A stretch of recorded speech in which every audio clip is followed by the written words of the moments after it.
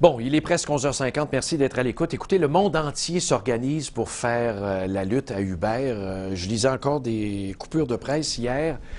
Ma foi du bon Dieu, des millions et des millions en poursuite en France, ça brasse pas à peu près. Là, je sais pas, les gars, ça n'a pas de bon sens. Tu peux pas arriver avec tes gros sabots, pas respecter les lois d'un pays d'accueil. Imaginez, on fait tout un plat avec les réfugiés, mais ce monde-là, là, ça n'a aucun respect pour rien, Uber. Ça arrive ici, ça démolit tout le système au complet, respecte pas les lois. Je suis sûr qu'ils ne payent même pas leur juste part d'impôt. Ça s'en va où, tout cet argent-là? C'est catastrophique. Et là, quelle belle nouvelle. On va demander à la Cour, ici, là, au Québec, là. Je suis sûr que ça va faire école, cette affaire-là. On va demander à la Cour de suspendre l'application ici que vous avez sur votre téléphone intelligent, entre autres, d'Uber. Pourquoi ces gens-là auraient le droit de se servir des ondes illégalement puis de faire de la sollicitation illégale? Pour en parler, on a Benoît Jugand, je vous l'avais dit en début d'émission. Il est le porte-parole, le président du regroupement des travailleurs autonomes Métallo. Bonjour. Bonjour, monsieur. Bonjour. Bravo. Félicitations. Quelle belle initiative. Alors là, comment ça marche, là? Vous avez pris une décision, il y a un recours judiciaire, là. Évidemment, on ne peut pas fermer ça comme ça, là. Non, effectivement. Ce qu'on a décidé, en fait, là, c'est de faire la job que le gouvernement aurait dû faire. Oui, exact. On a pris les grands moyens pour faire en sorte que les droits des chauffeurs, les propriétaires soient respectés, mais aussi que la population soit protégée. À un moment donné, c'est pas le Far West de Québec et on peut pas accepter que des compagnies, des multinationales arrivent avec leurs grands sabots en disant, bon, ben voici, vous allez vous conformer à nos nouvelles règles. Oui. C'est pas comme ça que ça marche. On est dans une société de droit, on a des lois et on veut les faire respecter. Même sur le plan fiscal, là, évidemment, les gens dans l'industrie du taxi, bon, ça doit être taxable, ce service-là, je peux pas croire. Mais Uber, là, comment ça se fait que ces gens-là ont réussi à aller chercher des numéros de TPS puis TVQ? C'est dégueulasse. Ben, ça, c'est la grande question. Par contre, ce qu'il faut se poser aussi comme question, c'est que chaque chauffeur, oui, normalement, doit avoir un numéro de TPS, TVQ. OK. Vous savez, la TPS, la TVQ est déduite à la source sur les montants des compteurs des taximètres. OK. TPS, TVQ, c'est inclus là-dedans. OK. Et chaque chauffeur de taxi qui ont des permis qui doit faire les remises au gouvernement.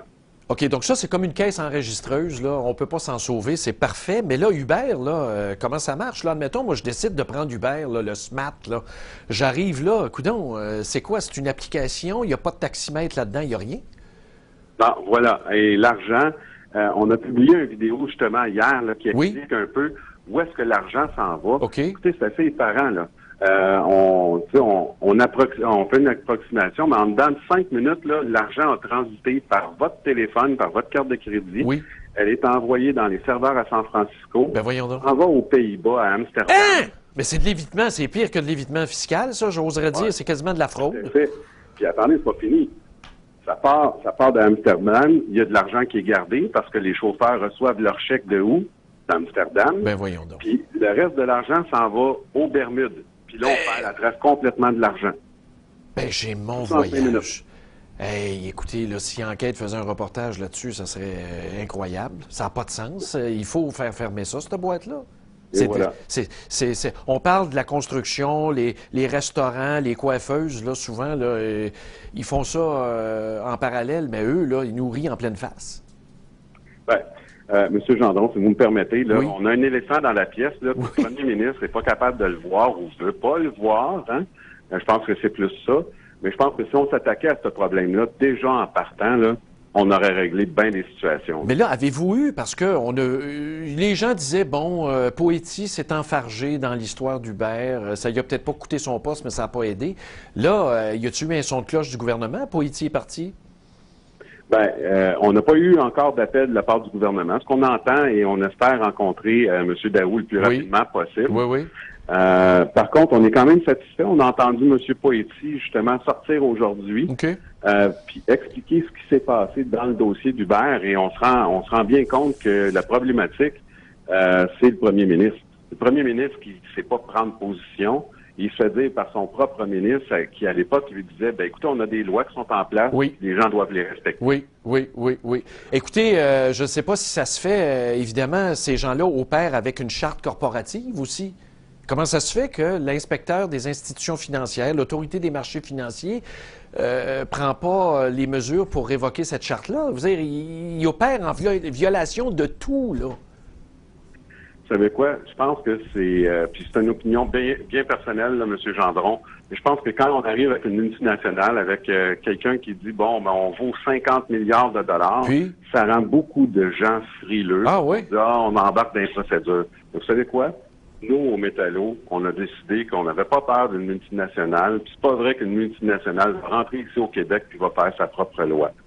Ah non, non, ça. Puis même là, le jeune qu'on voit, le jeune, je dis jeune parce qu'il a de l'air jeune, le gars d'Uber là, à Montréal, là, ils ont des bureaux, ils ont pignon sur rue, mais il faut être effronté pas à peu près. Ce gars-là n'a pas peur.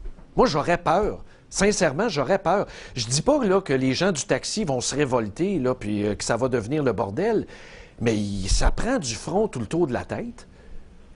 Oui, tout à fait.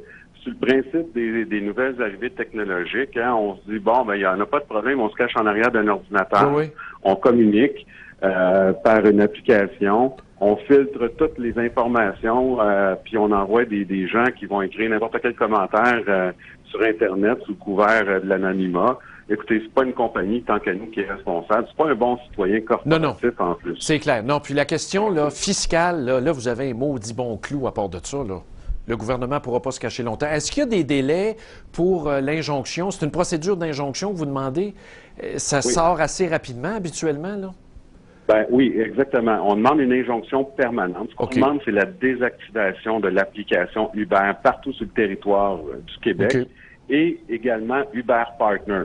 Uber Partner, c'est l'application qui permet aux gens de devenir des chauffeurs pour Uber. On demande la désactivation également de ce site-là.